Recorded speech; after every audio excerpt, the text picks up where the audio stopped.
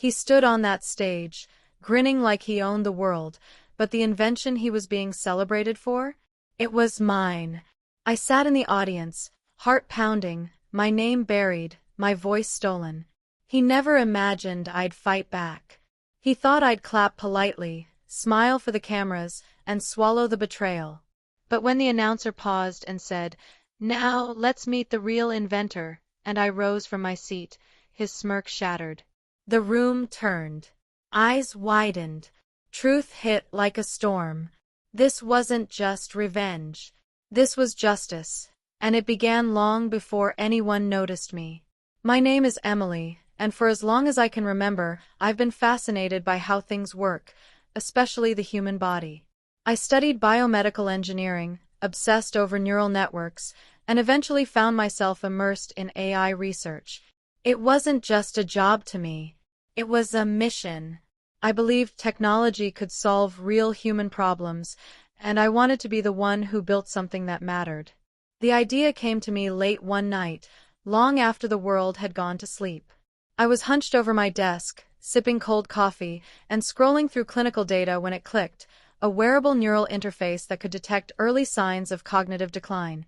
It wouldn't just monitor, it would learn, adapt, and even alert users or their loved ones before serious symptoms set in. The concept felt electric. I barely slept for 3 nights, scribbling notes, running tests, coding rudimentary models. It was the beginning of something big. At the time, I was married to Zach. He was charismatic, handsome in that polished, confident way, and always knew the right thing to say at dinner parties. When we first met, he'd showered me with attention, proudly calling me the smartest woman in any room. I believed we were a team, equal, supportive, unbreakable. So when I showed him my sketches, my models, and the core algorithm I had been quietly developing, I expected excitement. I expected him to see what I saw: potential, purpose, innovation. He smiled, told me it was impressive, but the warmth in his voice was hollow. Still, I brushed it off. Maybe he didn't understand it fully. Maybe he was just tired. But I kept building, kept sharing, because I believed that was what partners did. I told him about my idea for a startup, for securing funding, for applying to accelerator programs. He nodded, offered a few vague suggestions, and then turned back to his phone. I chalked it up to distraction. After all, not everyone lived and breathed innovation the way I did. What I didn't realize then was that Zach saw my work not as our shared dream, but as his opportunity. And that realization would come far too late. For months, my life revolved around my garage-turned lab. I lived in oversized hoodies, my hair always tied back, my hands constantly stained with ink, solder, or keyboard imprints. I poured every ounce of myself into building the prototype, developing the neural interface, writing and rewriting the AI's learning algorithms, and stress-testing the sensors with cheap mock-ups and borrowed equipment. The days blurred together. I'd lose track of time, sometimes forgetting to eat until Zach appeared at the door with a raised eyebrow and a cold plate of leftovers. I thought it was sweet that he still supported me in his own way.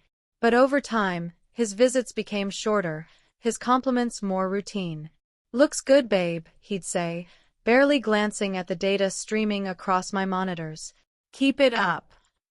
Then he'd scroll through his phone or leave to take another call. Still, I believed in the work, and in us. Every update I gave him, every little victory I shared, was my attempt to keep him involved. I wanted him to feel like this wasn't just my project, but something we were building together. But his disinterest became harder to ignore. He'd change the subject, or worse, suggest I was overthinking things. Then one evening, while I was debugging a line of code that refused to cooperate, Zach leaned against the doorframe with that charming smirk of his. "You know," he said, "you've got something here.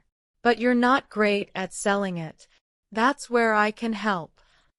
He offered to connect me with a few people, former colleagues, investors, a couple of startup incubators he knew through his job in business consulting.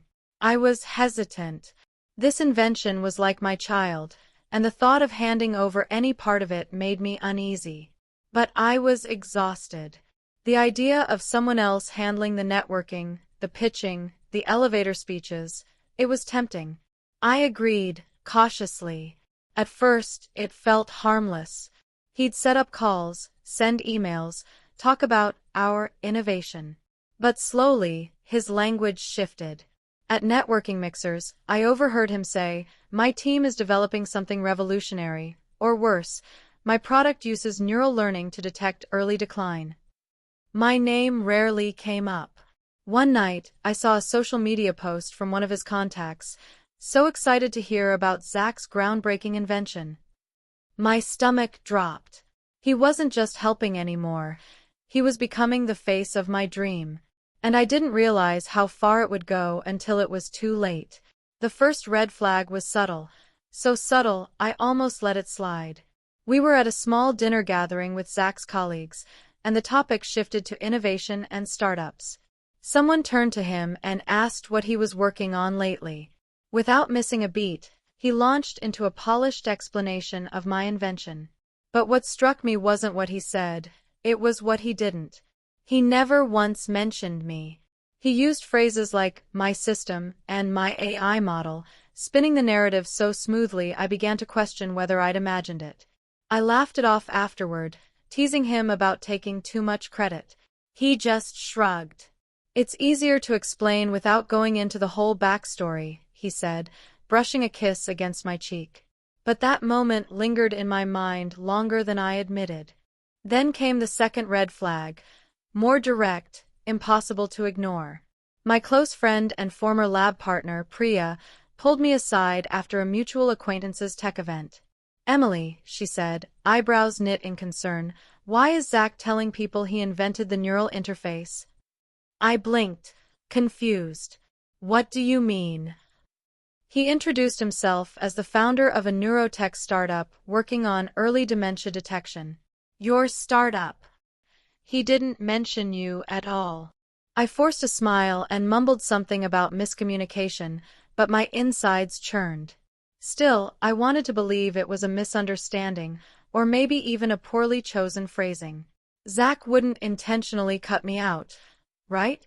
A few days later, while searching for a file on his laptop, something I often did when we were both knee-deep in emails and applications, I stumbled on a folder labeled Investor Decks.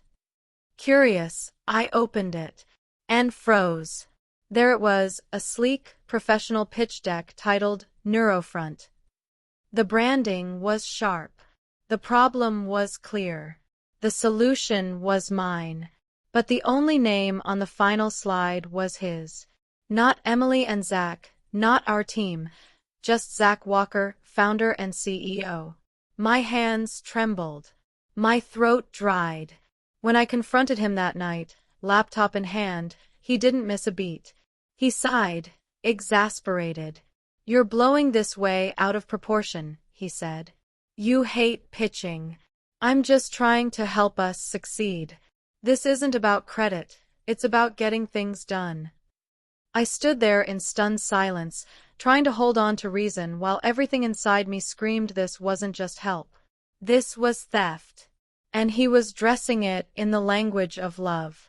It was a Wednesday afternoon when I realized something was off. Zach had been acting strangely all week, distracted, oddly cheerful, constantly checking his phone.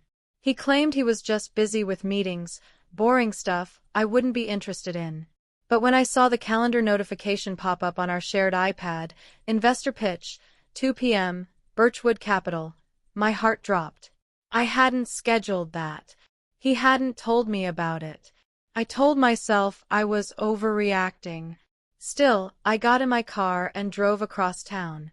Birchwood Capital was one of the firms I had been hoping to pitch to myself for weeks. Maybe he had just forgotten to mention it. Maybe it was a last-minute opportunity. I told myself all kinds of comforting lies, until I pushed open the door to the conference room. There he was, standing confidently at the head of the table, clicker in hand, projected behind him a slide titled Neurofront, a smarter future for brain health. And he was alone. My name wasn't on the screen. My face wasn't in the deck. I stood there, frozen in the doorway, watching him talk about his breakthrough, his proprietary neural model, his personal drive to revolutionize healthcare. The investors nodded, impressed. One of them scribbled notes, another leaned forward with interest. He didn't even flinch when he saw me. Just gave a half smile like I was interrupting something minor. After the meeting ended and the room cleared, I confronted him outside in the hallway, my voice shaking with fury. What the hell was that? I demanded. You pitched my invention. Alone. He rolled his eyes, completely unfazed. Come on. We're married. What's yours is mine. Besides, you hate public speaking. I'm doing us both a favor. My jaw dropped. That doesn't make it your idea, Zach. He stepped closer, lowering his voice to that irritatingly calm tone he used when he wanted me to stop being emotional. I'm just getting us funding. If you want credit, we can figure it out later. But right now, I'm the one who gets people to say yes. A week later, he signed the preliminary deal with Birchwood. Not only without me, but under his name only. I found out through an email that wasn't even CC'd to me directly. After that, I was shut out. Meetings happened without my knowledge. Legal documents I didn't recognize began arriving at the house. Contracts, NDAs, even patent applications. When I asked about them, he told me not to worry. It's all boilerplate, he said, as if I hadn't spent months building the very thing they were now putting into legal lockdown. I felt like a ghost in my own life. My work, my vision, my voice, gone. And the person who had stolen it all kissed me goodnight like nothing had changed. For a while, I stopped going into the garage. The tools gathered dust, and the prototype sat untouched, its blinking indicator light like a tiny heartbeat, still alive, but forgotten.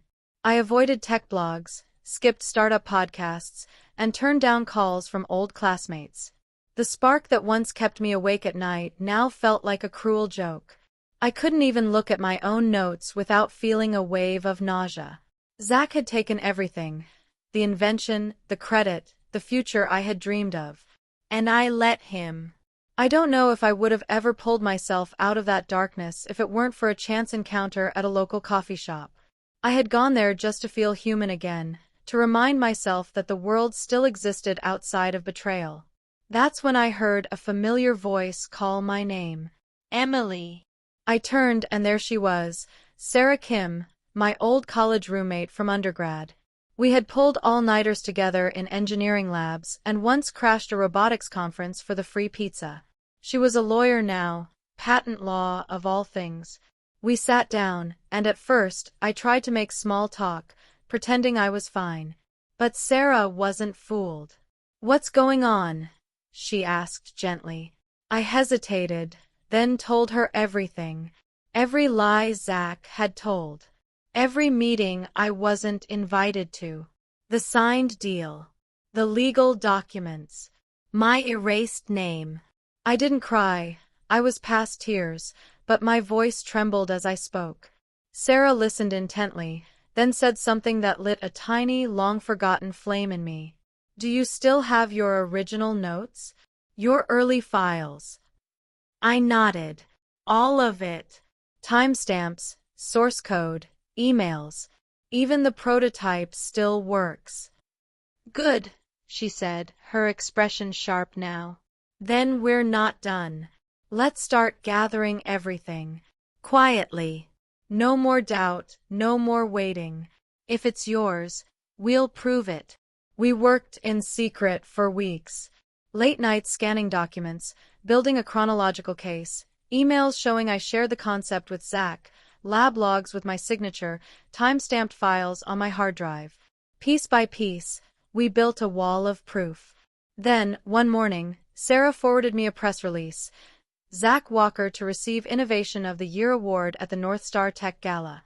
My stomach turned, but Sarah only smiled. "Perfect," she said. "Let's make that your comeback."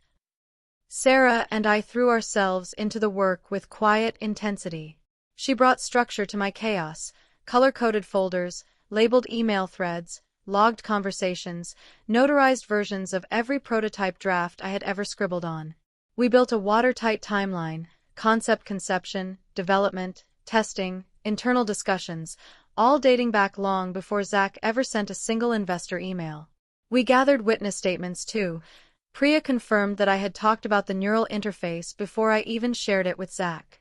A former classmate vouched for the whiteboard sketches I'd shown him during a campus reunion. Every scrap of evidence added weight to the truth. I had created this. Not Zach. Once the timeline was polished, we submitted the full file to the North Star Awards Committee. The submission form didn't ask for much, but Sarah attached a statement, bold and clear. This innovation was developed by Emily Walker. I respectfully request that the committee review the attached documentation before presenting any award for this technology. And then, we waited. 4 days, I heard nothing. I didn't even know if they'd read it. Meanwhile, Zach's ego bloomed like a weed in spring. He paraded through press interviews, describing his journey, his motivation, his technological genius. Every time I saw his face in a new article, beaming in front of my work, my jaw clenched. He didn't know. He had no idea what was coming. Then one afternoon, I received an envelope in the mail. Heavy cardstock. North Star's logo embossed in silver. My heart raced. Inside was an official invitation to the gala. No +1. No mention of Zach. Just my name in elegant type. Emily Walker. Seat. Reserved. Dress code. Formal. And one handwritten note at the bottom. Please be ready to speak. I read that line over and over again. It was short, almost cryptic, but packed with promise. Someone on the inside had seen the truth. I stared at it for a long time before folding it carefully and placing it on my desk next to the prototype, the same device I had almost abandoned months ago. This time, I wouldn't be in the audience. I'd be on stage, and Zach would never see it coming. The North Star Tech Gala was everything I imagined it would be, glamorous, cold, and drenched in artificial light. The venue glittered with crystal chandeliers and white tablecloths.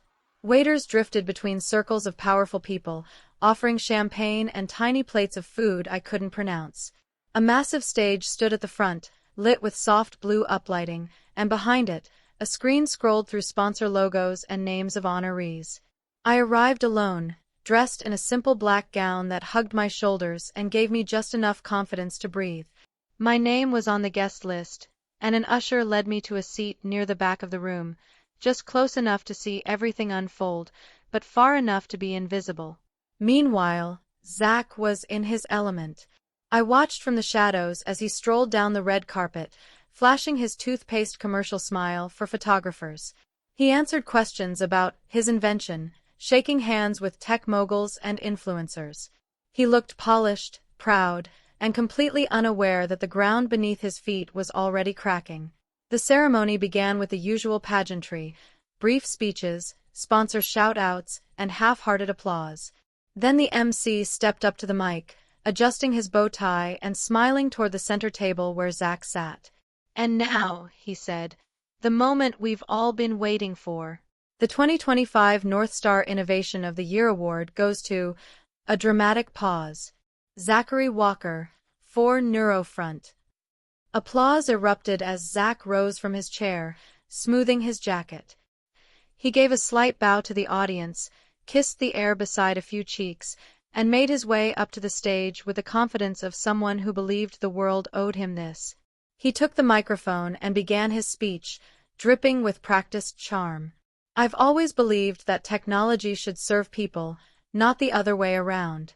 This journey has been one of perseverance, vision, and a little bit of luck." And then, the MC stepped forward again, gently placing a hand on Zach's shoulder. "Before we continue," he said, smiling but firm, "we'd like to take a moment to acknowledge the true inventor behind this groundbreaking technology." The room stilled. Utter silence. "Please welcome to the stage, Emily Walker." Gasps rippled through the crowd. Heads turned. Cameras swung around. My heart pounded so hard I could feel it in my ears. I stood. Slowly, deliberately. The spotlight followed me as I walked down the aisle. Every step echoed. Zach turned toward me, his smile frozen in place, confusion washing over his face. I met his eyes only once, long enough for him to see that I was done being silent. Then I walked right past him, climbed the stairs, and took the microphone from his hand. The stage was mine now. For a brief moment, the microphone felt heavy in my hand, like it carried the weight of every silent moment I had endured. But when I looked out at the sea of faces, all eyes fixed on me, I felt something stronger than nerves: clarity. I took a deep breath and spoke, my voice calm and unwavering. My name is Emily Walker, and I am the original creator of the Neurofront interface. There was a hush in the room, not disbelief, but anticipation. I began developing this technology over a year ago, I continued, in a garage with no investors, no funding, and no spotlight. Just hours of research, testing, and revisions. My designs, my code, my vision. Everything you've seen attributed to someone else tonight began at my desk, on my laptop, in my name. I didn't raise my voice. I didn't lash out. I didn't need to. The truth spoke for itself. I trusted someone I thought was my partner. I shared everything with him, my work, my plans, my heart, and somewhere along the way, that trust was taken advantage of. But I didn't come here tonight for revenge. I came to reclaim my voice. There was a long silence when I finished. Then, applause. Real, rising applause. Scattered at first, then building. I saw people nodding, exchanging glances. A few of Zach's colleagues stood up and quietly left his table. The tide was turning, and he felt it. Behind me, the MC stepped forward again, this time holding the award in both hands. After a thorough review of submitted documentation, he said clearly, the committee has determined that the 2025 North Star Innovation of the Year Award will be officially presented to Emily Walker. Gasps. Claps. A swell of camera flashes. Zach stood frozen near the side of the stage, his face pale, mouth tight. He looked at me one last time, this time not with confidence, but with disbelief. Then, without a word, he turned and walked off the stage, vanishing into the shadows he once dragged me into. I stayed where I was, the award now in my hands, the crowd still applauding. For the first time in months, I wasn't invisible. I wasn't erased. I was seen, heard, and finally, recognized.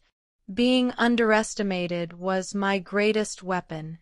Zach thought stealing my work would silence me forever, but he never expected I'd rise even louder.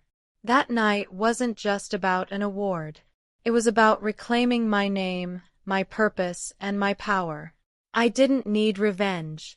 I needed the truth, and I made sure it stood in the spotlight with me. People still ask how I stayed so calm, how I found the strength. The answer is simple. I knew who I was. And for the first time, so did everyone else.